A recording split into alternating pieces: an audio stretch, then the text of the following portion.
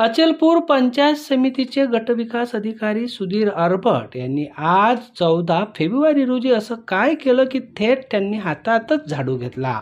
अचलपूर पंचायत समितीच्या परिसरात आज दिनांक 14 फेब्रुवारी रोजी गटविकास अधिकारी सुधीर अरबट यांच्या मार्गदर्शनात संपूर्ण पंचायत समितीच्या कार्यालयीन परिसरात स्वच्छता अभियान राबवले जात आहे।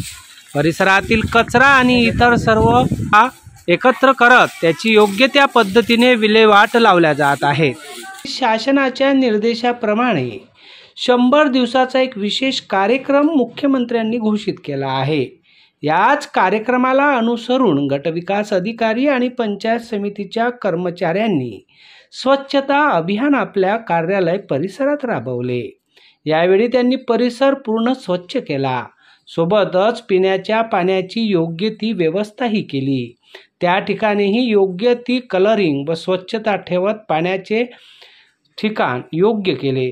सोबतच कार्यालयात असणारे शासकीय दस्तावेज हे सुरक्षित राहावे यासाठीही त्यांनी त्या दस्तावेजांची सुरक्षित अशी बांधणी करत त्यांना सुरक्षित जागी ठेवले आहे।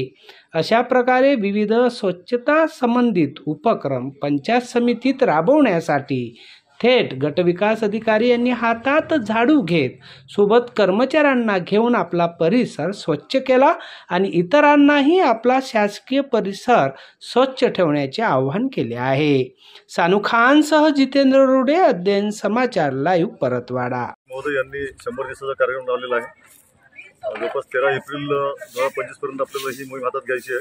ही सर्व विभागासाठी आहे आणि यामध्ये कार्यालय स्वच्छता, ज्या ठिकाणी आपण पिण्याचं पाणी आहे ती स्वच्छता, ज्या ठिकाणी आपण बसतो ते आपले कक्ष स्वच्छ करणे, ऑफिसमध्ये वेबसाईट ओपन करणे, अशा प्रकारे 8 त्याचे पॅरामीटर आहेत आणि त्याचे पूर्ण आम्ही तंतोतंत पालन करीत आहोत।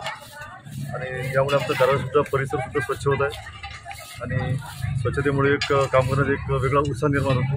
त्याकरता ही मोहीम सुरू आहे आणि यावर आम्हाला आमच्या मुख्य कार्यकारी अधिकारी मान्य संजिता महापात्र मॅडम यांच्यासुद्धा वारंवार रोज सूचना आहेत, त्यामुळे आम्ही त्या सूचनांचे तंतोतंत पालन करीत आहे।